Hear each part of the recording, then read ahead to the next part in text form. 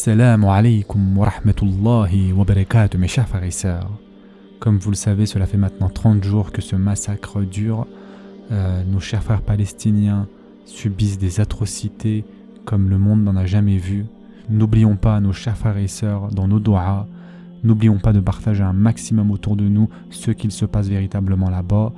N'oublions pas non plus de boycotter ces enseignes qui soutiennent ce gouvernement sioniste, terroriste.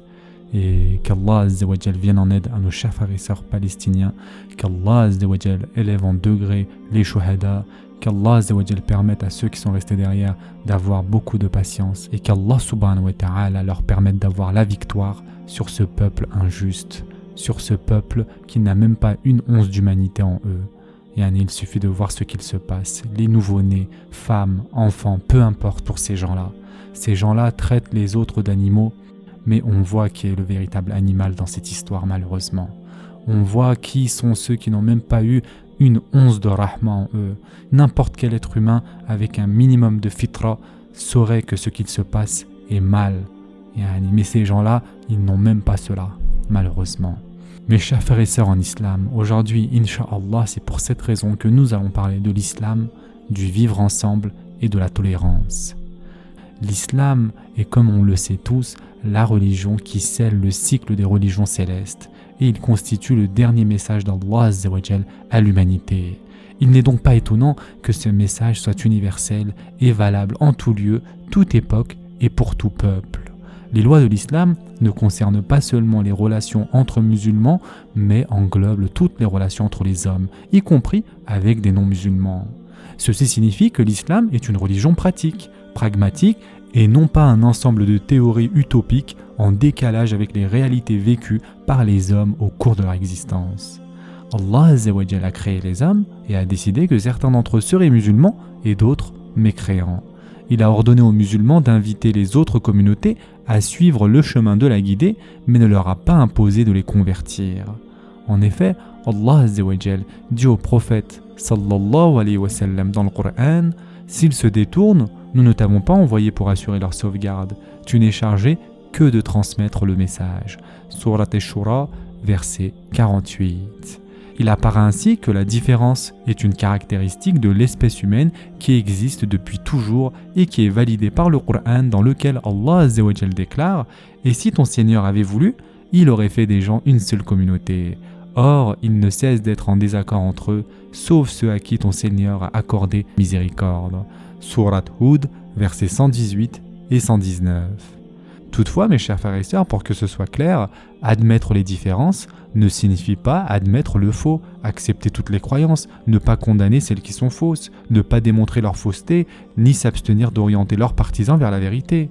Admettre les différences signifie plutôt bien se comporter avec ceux qui sont différents, suivre la guidée de l'islam tout en dialoguant avec les contradicteurs et adopter comme principe la douceur ainsi que l'amabilité. Les règles de bienséance religieuse à adopter dans les relations avec les non-musulmans consistent à les inviter à découvrir l'islam en usant de sagesse et de bonne exhortation, à maintenir avec eux un dialogue courtois en se montrant tolérant dans la mesure du possible, c'est-à-dire sans accorder de concessions au détriment de l'islam, ni laisser quiconque porter atteinte à sa sacralité et à sa suprématie. Voilà donc la signification du vivre ensemble entre les humains. L'expression vivre ensemble est très largement utilisée de nos jours et a une signification très proche du mot tolérance, qui a été plus populaire et plus utilisé par le passé. Quiconque consulte les textes religieux de l'islam et étudie l'histoire musulmane constate que l'esprit de tolérance et de bienfaisance imprègne cette civilisation. Et donc, en quelque sorte, la tolérance est un concept proche du vivre ensemble. La tolérance de l'islam figure parmi les principaux axes de recherche de celui qui étudie cette religion, puisque de nombreux savants et penseurs, particulièrement les non-musulmans, en ont une idée erronée. Certains sont convaincus que la tolérance n'a pas sa place en islam, alors que d'autres, parmi ceux qui reconnaissent son existence, la sous-estiment ou parfois la surestiment.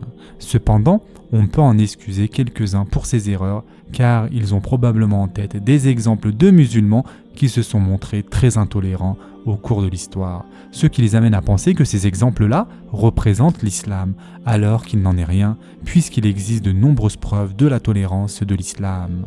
Ces exemples d'intolérance peuvent parfois être expliqués par le fait que les musulmans oublient la tolérance enseignée par l'islam à cause des persécutions et des complots qu'ils endurent de la part des adeptes d'autres religions, qui profitent de cette tolérance afin de réaliser leurs intérêts et de semer le trouble parmi les musulmans.